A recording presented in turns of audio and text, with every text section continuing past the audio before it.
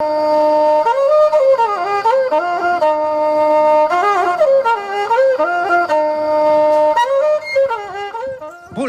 Cette commune située dans le nord-ouest du Sénégal est une partie intégrante du département de Linguère, région de Louga, une zone sylvopastorale par excellence, doublée d'un cheptel fourni.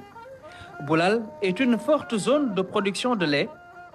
Chaque matin, Aminata, Aïssata, Ramata et les autres font 5 à 6 kilomètres pour amener du lait. Au même moment, on charrette le reste du groupe en provenance de Gouyeje, Djeli Boulal, Sebe, Lumbul Courant, Yodi, Wenduboki, Tchartcharle, rallie la laiterie qui collecte et transforme chaque jour, surtout avec l'hivernage. Pour le chiffre de ce jour, presque 100 litres de lait collectés. Avec son cahier, Awassi note chaque arrivée. Elles sont payées soit sur place, soit tous les 15 jours. C'est le fonctionnement ainsi du GIE. Avant ce projet, on perdait tout notre lait. On ne gagnait presque rien. La création de ce GIE, d'Irfel Boulal, a réglé tout ce problème. Cela a beaucoup aidé les femmes. Maintenant, c'est du lait avec toutes les normes d'hygiène que vous trouvez ici. Du lait bien frais en quantité suivant un protocole strict bien défini. La collecte du jour est acheminée dans ce réservoir suivant la température recommandée qui montera jusqu'à 80. Cette mini-laiterie fonctionne depuis 2019 grâce au concours du PRAPS. Elle a sensiblement amélioré le quotidien de ces braves femmes de Boulal. Maintenant, on gagne bien notre vie. Avec cet argent, on peut régler toutes nos dépenses.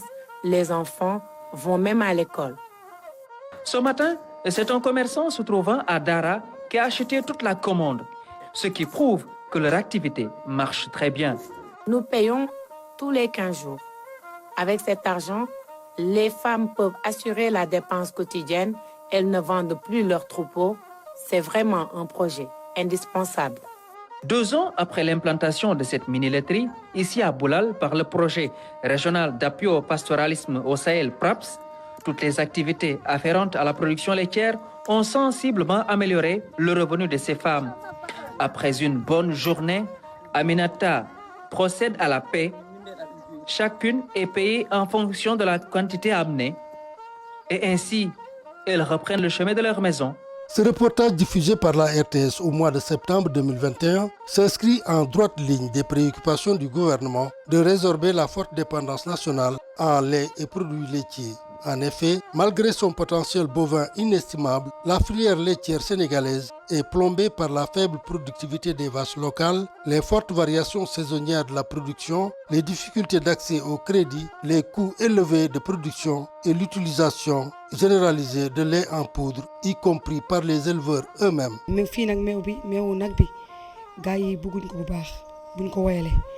Pour lait bi lañu gëna bëgg motax ñu wayal par 40 litres li ci dess ñu jaay ko lait frais. Bo yónnee woon benn bébé rek nekk demal jëndam na ci usine bi lay dem fii ñëpp waa dëkk bi yëpp fii la ñuy bu ñu ngéntee fii la ñuy jënd bu ñuy ceeyital léegi jëndatuñu meew moom. En dépit des progrès importants réalisés, la production locale couvre à peine 40 à 45% de la consommation nationale et le Sénégal dépense chaque année plus de 35 milliards de francs CFA pour importer du lait et des produits laitiers. Afin d'atténuer cette facture laitière, le gouvernement mise sur l'insémination artificielle et l'importation de races exotiques aux fins de l'amélioration génétique du bétail. Ainsi, depuis 2017, le troupeau national s'est enrichi de 3517 génisses gestantes, 45 taureaux et 550 chèvres laitières et boucs.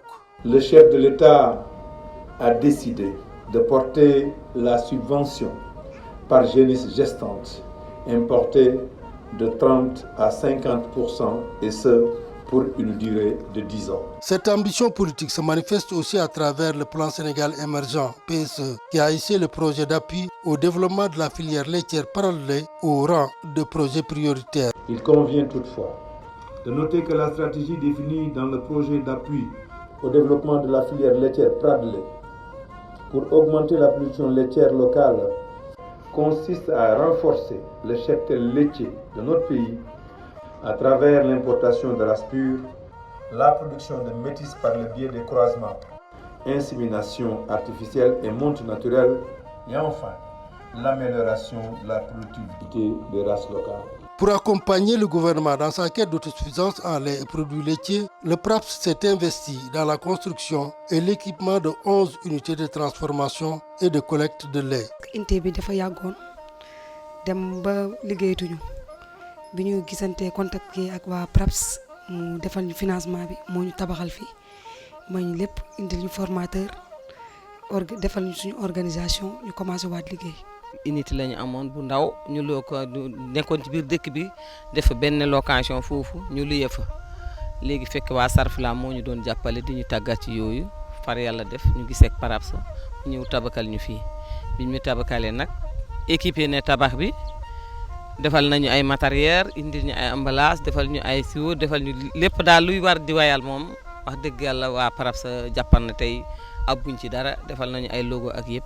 ñetti kii daal mooy suñu problème fu ñu koy jaayee en fond de roulement ak courant. Pour faciliter la commercialisation des produits, le PRAPS a permis à 5 unités laitières de prendre part en 2019 et 2021 à la Foire internationale de l'agriculture et des ressources animales FIARA organisée à Dakar.